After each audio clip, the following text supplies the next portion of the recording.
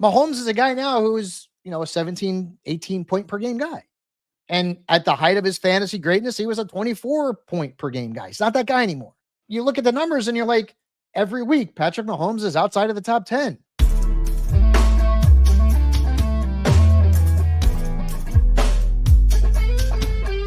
What is up, everybody? We're back here at the Sharp Angles podcast. I've been having a ton of fun this week talking to Michael Fabiano of Sports Illustrated.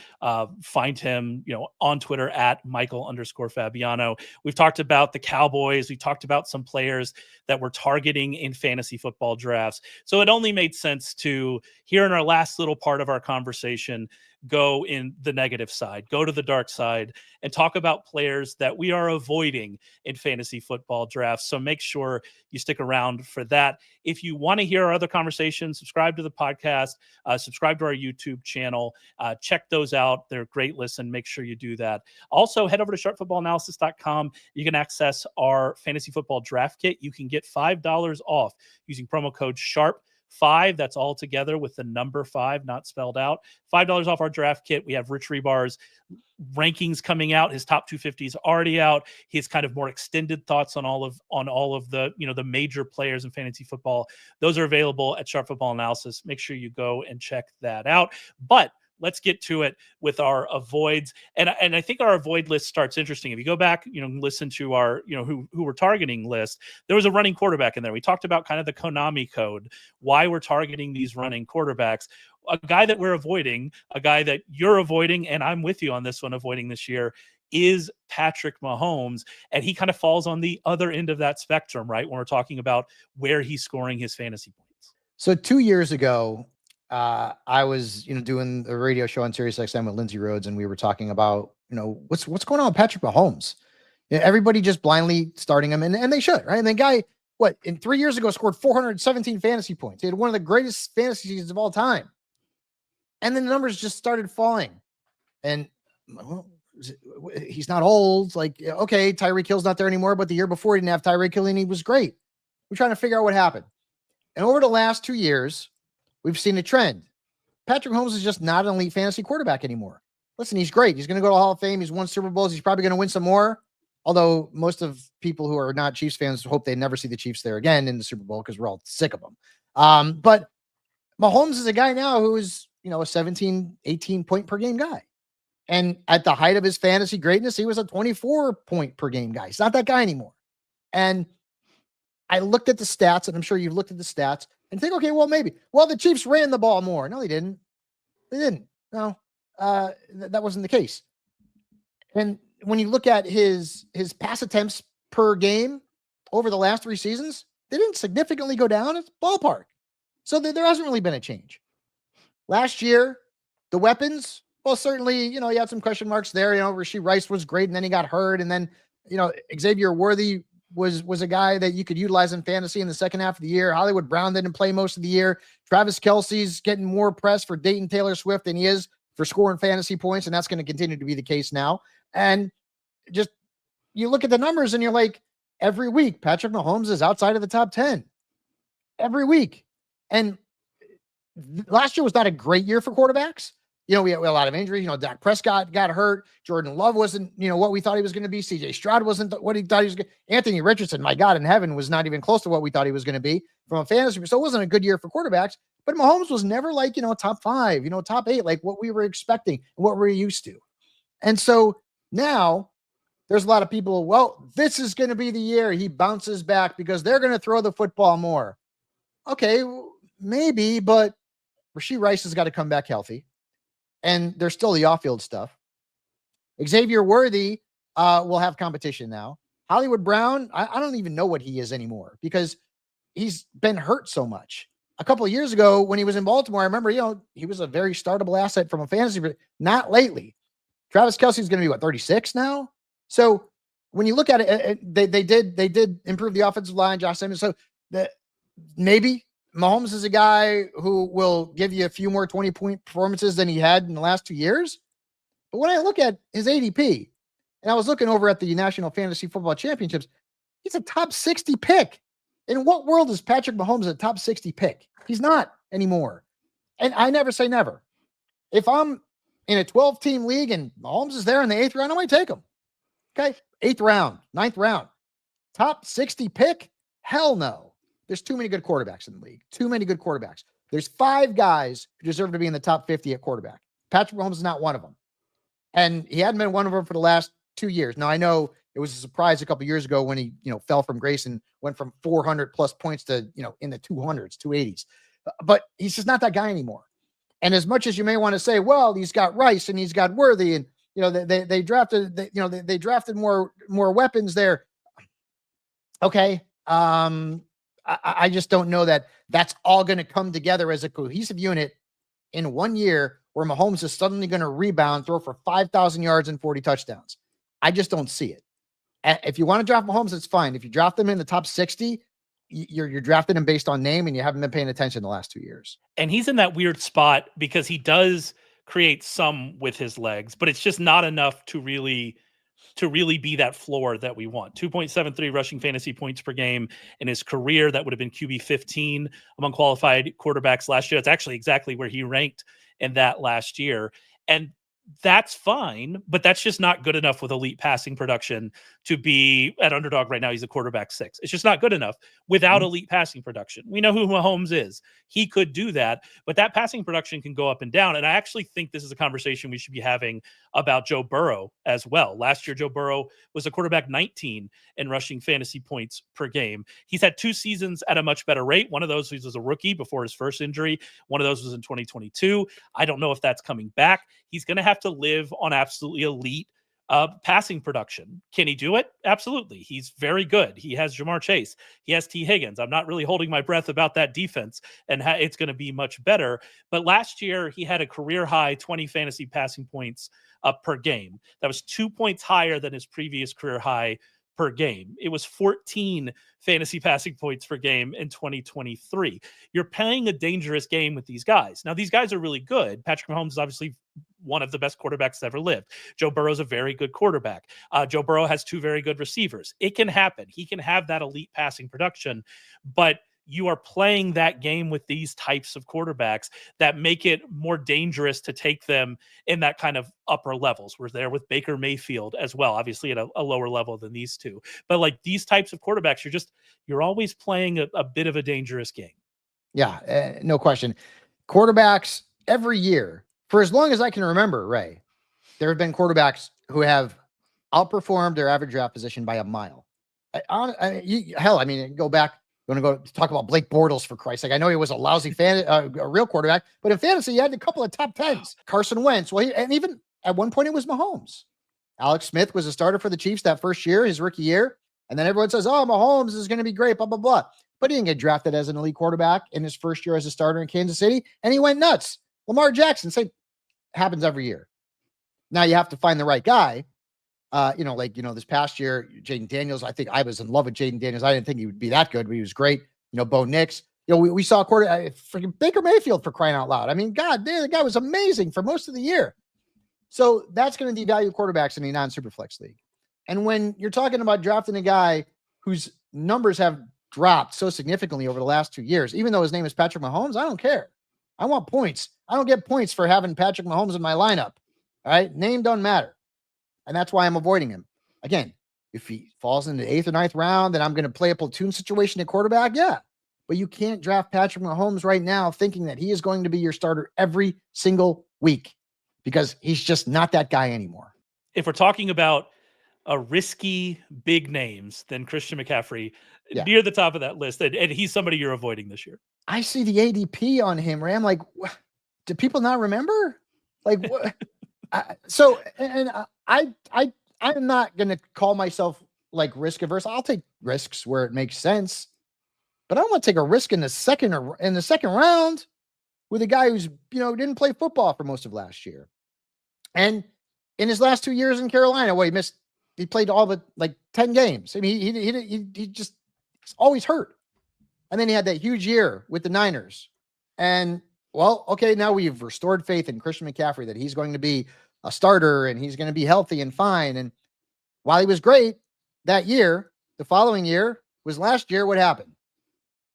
4 games. And what happened in that fourth game. He got hurt again. And also, let's look at the numbers in those 4 games. He was averaging 12 points a game. Wasn't very good. And he's getting to that point in his career where, like, running backs start to, maybe see their numbers start to slide a little bit, right? He's in that, 28, 29 range.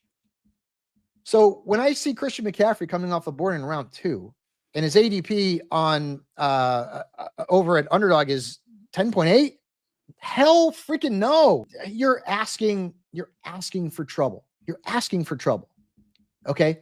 And then you have to get Isaac Guerrero. You have to. It's like Kenneth Walker. If you get Kenneth Walker, you have to get Zach Charbonnet because Walker's going to get hurt.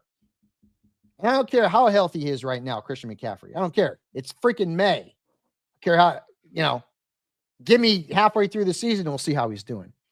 And this guy, when you look at his numbers career-wise, when he's been playing and he's not hurt, he's LaDainian Tomlinson. He's Marshall Faulk level. He's that good. And if you guys don't know who those players are, go look them up. They were freaking awesome, right? Priest Holmes in his salad days. Awesome. That's what McCaffrey has been. And so if you draft McCaffrey and he stays healthy for 17 games, well, damn, maybe you were right.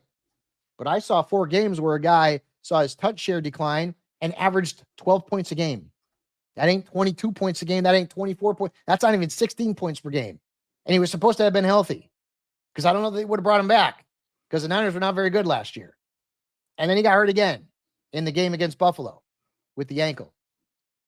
It's too much risk for me in the first round. Like, anybody who drafted McCaffrey last year has got to have like some sort of PTSD, and they didn't want to touch him anymore.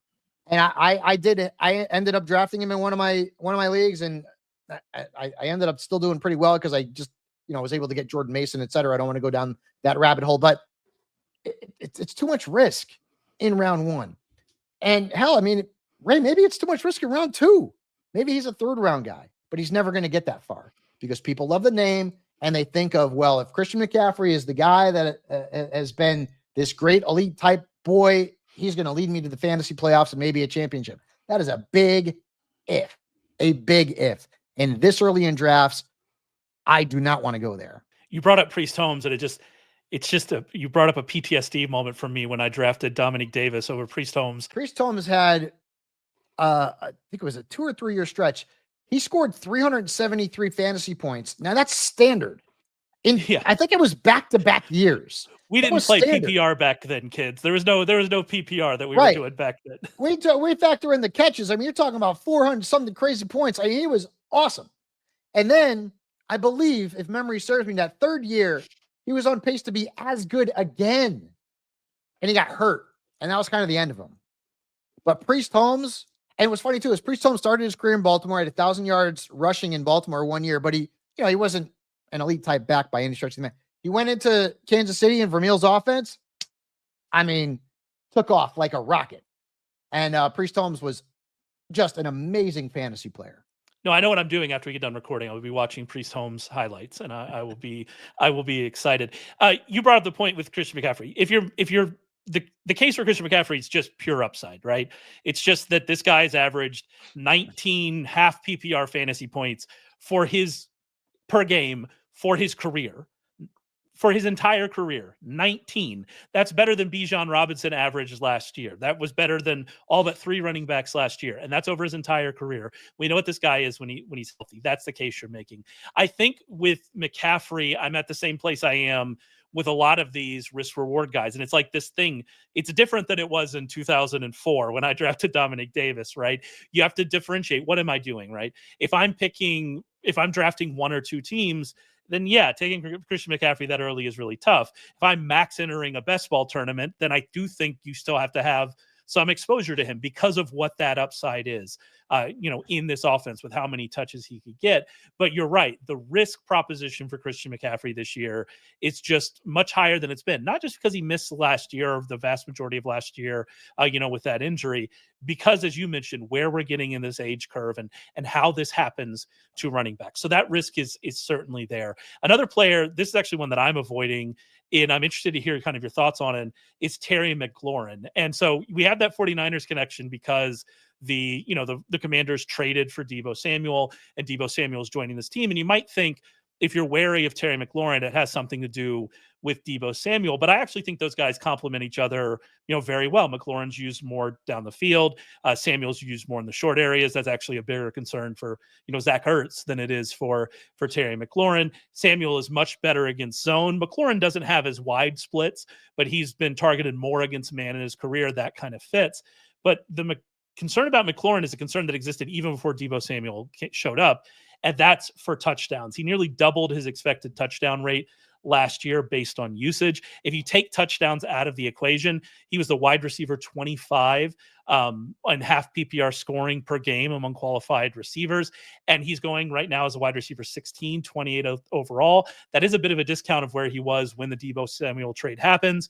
Maybe we see that come down, but I think you're making a bet on this Commanders offense continuing to overperform as they did last year, which maybe it happens. They have Jaden Daniels. Jaden Daniels is very good, but there are some markers for regression for them. There's schedule concerns. We have these this touchdown regression for McLaurin, and then you add in Deebo Samuel as well. And I just think we're a little bit rich on Terry McLaurin, which is weird because I've been on the other side for McLaurin for a long time of him being undervalued. This year, I think we may be a little bit too high on Terry McLaurin. Yeah, I was a fan of him last year. Best quarterback, obviously, that he's played with in Jaden Daniels. But I think that's always the concern, right? Right. When you're talking about a player who's coming off of a career high ceiling type of season, can he duplicate it? I mean, we saw that with Deebo Samuel. You'd mentioned Deebo. A few years ago, Deebo Samuel was amazing. 21 fantasy points a game. That's not who the guy was. He's a 13-point per game guy. He just had that one big year, all the rushing yards, the touchdowns, etc.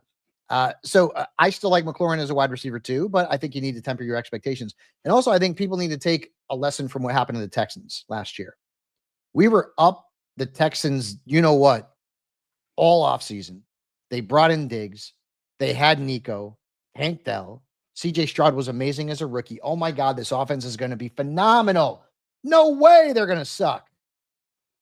I mean, from a fantasy perspective, Stroud wasn't that good.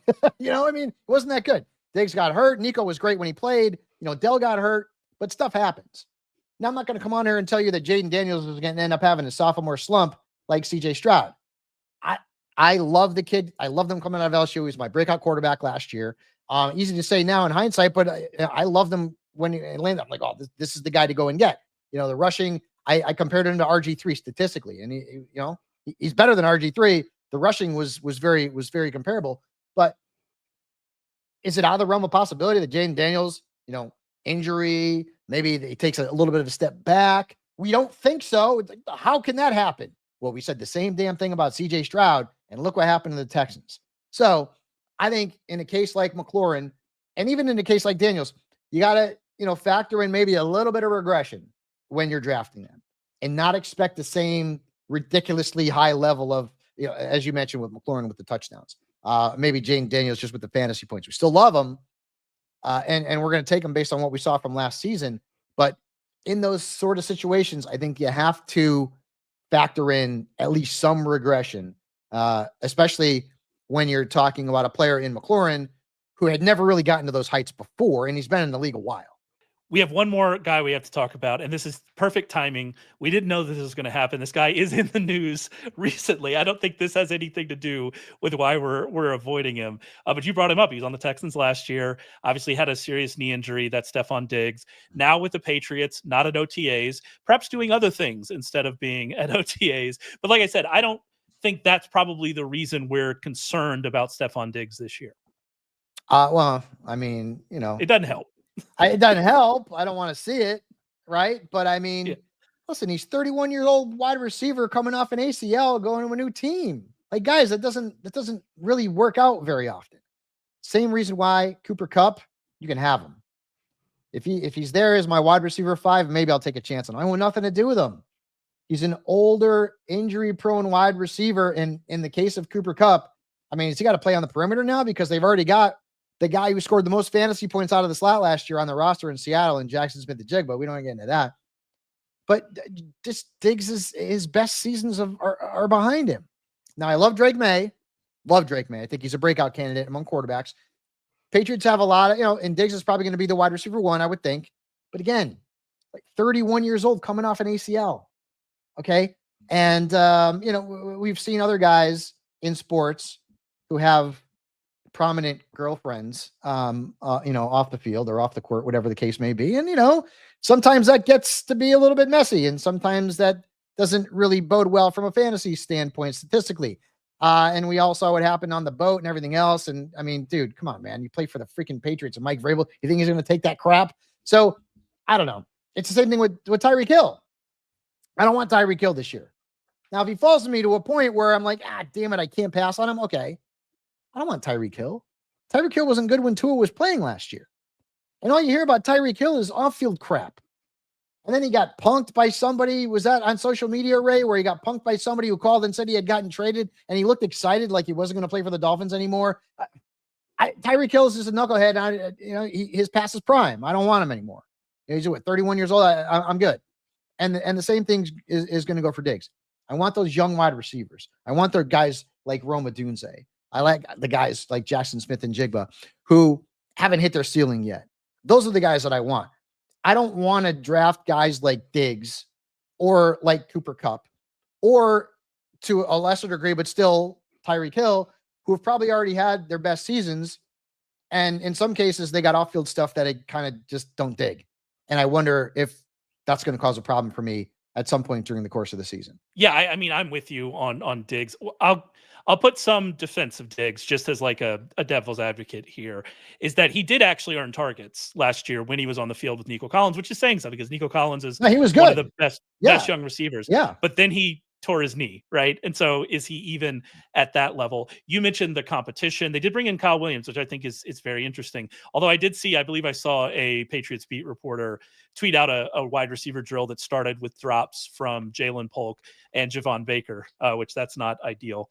If we're talking, sorry to dig the knife in more about that draft class, Patriots fan. So there definitely is a path here to targets, but there's also just a bunch of red flags. And I think a lot of those other names you brought up make a lot of sense. You brought up Kupp. Kupp is such an interesting, that whole offense is interesting because they're bringing in Clint Kubiak.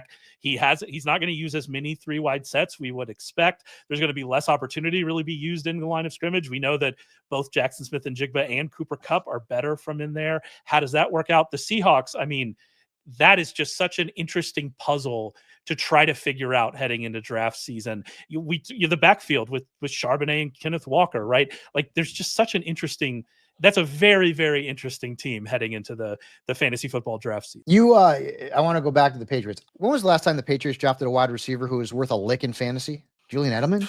They whiff every time. Just like the Jets whiff every time at quarterback. Every time. Last year, you just mentioned Baker and Jalen. 1 year. I'm not going to, bury them. But we ain't hearing anything positive. These guys, maybe. Is he on any of my sleeper lists or your sleeper list? No. I want to go back to Chad Jackson in Florida. I mean, the Patriots, N'Keal Harry. A weird trend. I love it. And people will be like, Fabiano, you're an idiot because one thing doesn't have anything to do with the other. Okay, but, if I'm in a dynasty league and I look back and I think, damn, I ain't drafting Zach Wilson because the Jets are horrible drafting quarterbacks. I would have been right. It is what it is.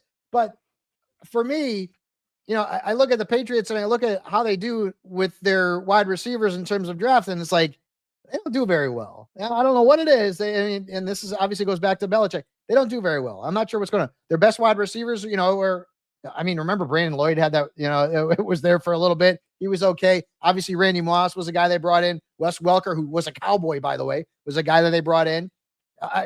David Givens and Troy Brown, I think they drafted those 2 guys, but they were okay. They weren't great. So with the Kyle Williams thing, and then you got a lot of guys there, but you got a lot of meh. Diggs is probably the top of the meh list. You got Hunter Henry. You got Polk. You got, you got Kendrick Boyd. I mean, you got all these kind of meh guys. But I do love Drake May. In the games that he started and played the majority of the snaps, if you average the rushing yards that he had per game in those games over 17, he's going to rush for 700 yards. That's guaranteed top 12 in fantasy. If a quarterback rushes for 700 yards, you're going to probably get 3, 4, 5 rushing touchdowns as well. He is guaranteed to be in the top 12. Quarterbacks don't rush for that many yards and not become fantasy assets.